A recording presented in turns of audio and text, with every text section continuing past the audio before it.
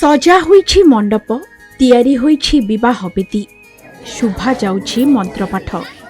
ए दृश्य हेउछि विवाह उत्सवर जेउठारे जनकर नुहे बरंग आयोजित होईछि तिनि तिनि जनक विवाह।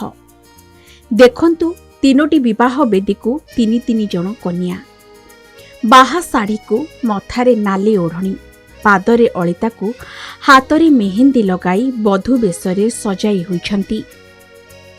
आउ एपटे बरजात्री सह आसी मंदिर रे पहुंची सारिलेनी तिनि तिनि जन बर। मंदिर भितरे जोरसोर रे चलिछि विवाह आयोजन।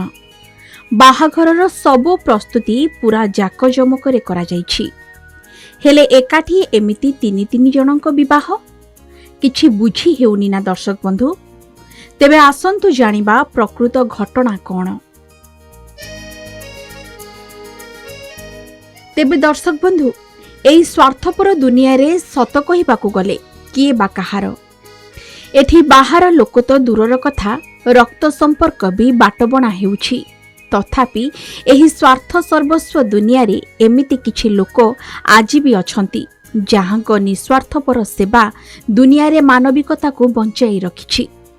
जेउठी मनीष विश्वास रे विष भरी देउछि सेठी गरीबंक पाई सहारा पालटिछंती एमिति जने व्यक्तित्व जहांको जेते प्रशंसा कले भी कम पड़िबो। हाँ आज्ञा, केन्द्रापड़ा गरदपुर ब्लॉक कोरुआ स्थित कमलाबेन मेहेटा कन्या आश्रमर 3 अंतेवासी कन्यांकर एठारे चलिछि विवाह। तेबे आश्रमर 3 अंतेवासींकर कन्यादान करिछंती किड किस्र प्रतिष्ठाता तथा विशिष्ट शिक्षाविद डॉक्टर अच्युत सामंत। एने डॉक्टर सामंतଙ୍କ प्रतिनिधि भावे डीएन द्विवेदी, बनमाली साहू तथा समाजसेवी दिलीप नायकଙ୍କ तत्वावधान बाबा कामेश्वर पीठरे एही बाहाघर अनुष्ठित हो जाइछि। मंगलवार दिन एही 3 कन्यांकर विवाह एही कामेश्वर पीठरे महा आडंबर सहकारे अनुष्ठित होइथिबा नै ट्रस्ट संपादक विभूति परिडा सूचना दैछंती। बाहाघरर समस्त खर्च आर्ट ऑफ गिविंग माध्यमरे प्रतिष्ठाता डॉक्टर सामंत वहन करिछंती। समाजसेवी दिलीप नायक प्रतिनिधि भावरे परिचालना करथिले। बहु उत्साहर सह आनंदर परिवेश भितरे अनुष्ठित होई जाइछि एही विवाह उत्सव। आपनको निकटस्थ कमलाबेन मेहेटा कन्याश्रम 3 गोटी कन्या आज विवाह अनुष्ठित होउछि।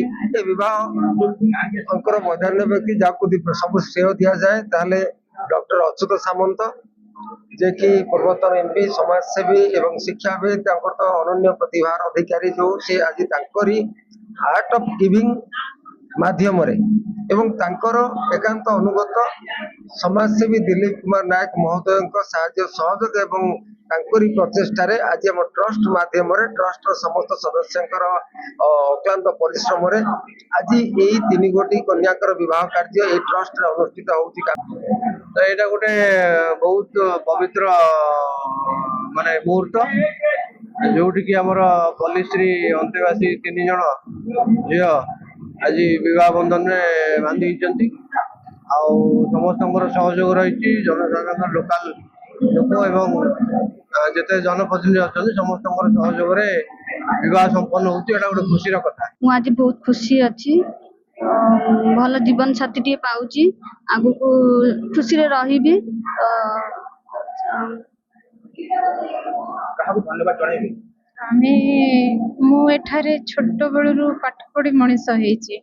एठी मो बापा मां को छाड़ी आ गोटे बापा मां को मु पाइछि। तापरे जेतरे मोर नुआ जीवन आरंभ करिया को चाहूछि मत टिके डर लागुछि प्लस टिके खुशी भी लागुछि। नहीं डॉक्टर अच्युत सामंत को शत शत धन्यवाद। से एते बड़ सेते तो किस रे अनेक छात्र छात्री को मनीष करछंती ये एते बड़ अनाथ पिला मानन को से कन्यादान करथिबारु शत शत धन्यवाद तांको। मैं एटा मो घर गार्डियन को स्वीकृति पत्र होची से माने देखिले दादा आसी देखिले कहता पे घर मां को कहले और मां पैसा मत कहले तो मु भी देखिले एसलर पिलार मनोनीत होला सेतले हेची मत कहले आ आदरे जाति जातक जतु किछि नाही मु चली जो पिला मन लेछि आ तुम खुशी अच्छे तो खुशी अच्छे ଏ ନେଇକିରି ସେ ଆଜି ପର୍ଯ୍ୟନ୍ତ ହବ ବୋଲି ବହୁତ ଦିନ ପରେ ସେ ଆଶା ପୂରଣ ହେଇଛି। ଆଜ୍ଞା ଆମେ ଆମର ବାହାଘର କରୁଛୁ, ବାହାଘର କଲା ଭିତରେ ବିଭିନ୍ନ ଲୋକ ସହଯୋଗ ହାତ ବଢାଇଛନ୍ତି। ଆମର ଏଠି ଦିଲ୍ଲୀପ ବାବୁ ଅଛନ୍ତି କିଡ୍ସର, ସେ ମଧ୍ୟ ସହଯୋଗ ହାତ ବଢାଇଛନ୍ତି, ଆଉ ବହୁତ ଲୋକ ହାତ ବଢାଇଛନ୍ତି। ଏ କାର୍ଯ୍ୟକ୍ରମ ଚାଲିଛି। ଆଜିର ସମାଜରେ ମଣିଷ ଧୀରେ ଧୀରେ କେଉଁ ଆଡ଼କୁ ଗତି କରୁଛି ସେ କଥା ପ୍ରତ୍ୟେକଟି ମୁହୂର୍ତ୍ତରେ ଘଟୁଥିବା ଘଟଣା ହିଁ ତାର ପ୍ରମାଣ ଦେଉଛି। ସେହି ଘଟଣାରୁ ଆମେ ସାଉଁଟିଥିଲୁ ଏହି ଦୃଶ୍ୟକୁ। ଏହି ଦୁନିଆରେ ଏମିତି ବି ଲୋକ ଅଛନ୍ତି ଯିଏ ପରକୁ ଆପଣାର କରିପାରନ୍ତି।